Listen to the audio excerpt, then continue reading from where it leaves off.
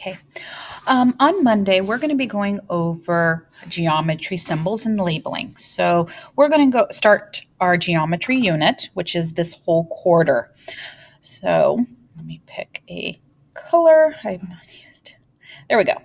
Okay, so we have a lot of geometry terms that we use that we're going to have a symbol for. So the first one, is angle.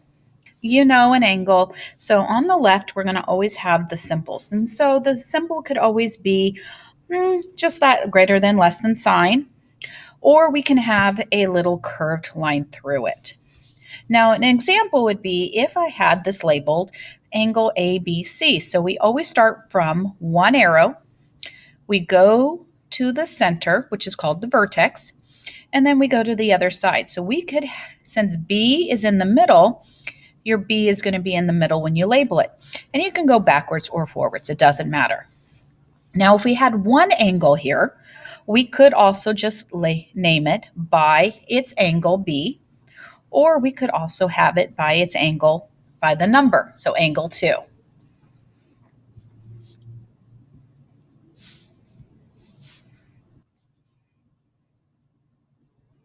Okay, sorry for that disruption. Okay, so and we can also name it by its angle by a number if there is a number in the center. And we're going to be doing those with quite a few angles later on. Now, triangle, all of you know is a triangle is 3 points. Now, we could name it many different ways. We could start with one angle, go up, and then go down. So triangle XYZ. I could go backwards. I can also do it triangle Y, Z, X, and then there's multiple ways you could do this. Now, a point is just a point, and it's usually going to have a letter by it, okay? Now, line, think of it as a line is a string that never ends. It's going to always go in always go in two directions, and that's why we do have arrows.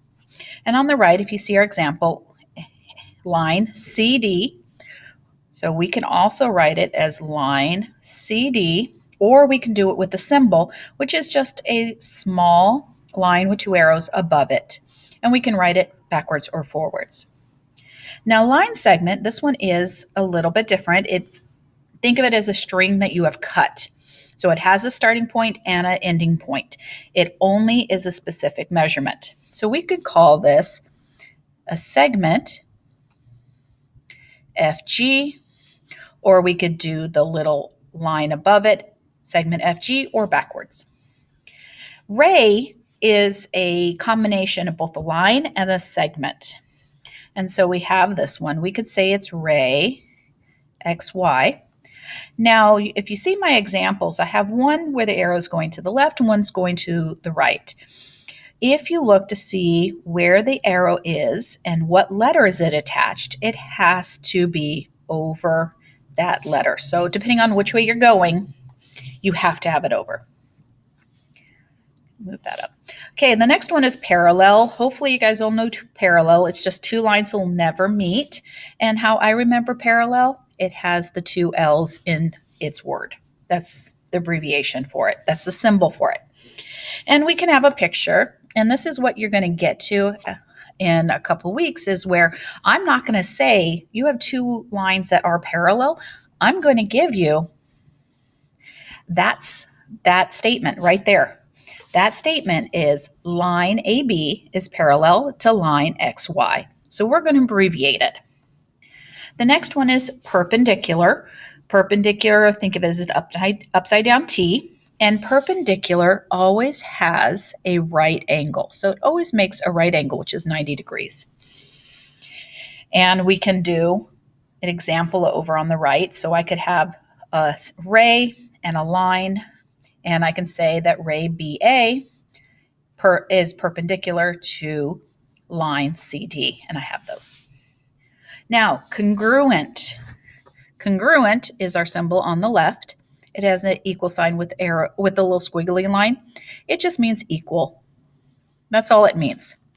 So it's two equal shapes. They're the same shape. Well, that one's close enough. Similar is if we have a large triangle and a small triangle. They're similar in shape, but not in size. So the sizes may pretend you just shrunk something on the copy machine. That's what it is. Okay, circle. It is just a circle with a center. That would be it. Okay, and we're going to name them a little bit less later. Now, acute is any angle or triangle that has angles that are less than 90 degrees. They have to be less. Think of it as, oh, you're so cute to a baby. Babies are small. This one's a small angle. I know, really weird, but it works. Next one is a right angle. A right angle means that the angle is equal to 90. So in a triangle, one of the angles has to be 90. Obtuse, that word just makes me feel like it's big. Obtuse. So that's how I remember it's greater than 90 degrees. And if it's in an angle, it's going to be bigger than 90. Or if it's in a triangle, only one angle can be 90 degrees. So we can see that this angle is the obtuse. Now, scaling. These are when we're talking about sides. So the other ones we talked about angles. These ones are we're talking about sides. So scaling just means that no sides are equal. And you can see if I gave them measurements, none of the sides are equal. 2, 7, 9. Isosceles. And we're going to talk about isosceles triangle and a couple others, but it just means that two sides are the same. They're usually going to be across from each other. And you can see this on the picture. Now, equilateral. Equal means equal. Lateral means sides. So all the sides are equal. And you can see that in the picture. And equiangular, equal means equal.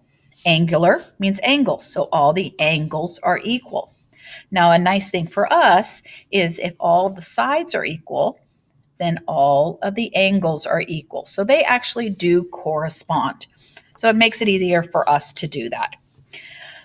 Please make sure you do review this. I will be putting a copy of these notes into our Google Classroom and in our interactive notebook that I am working on putting together. Good luck.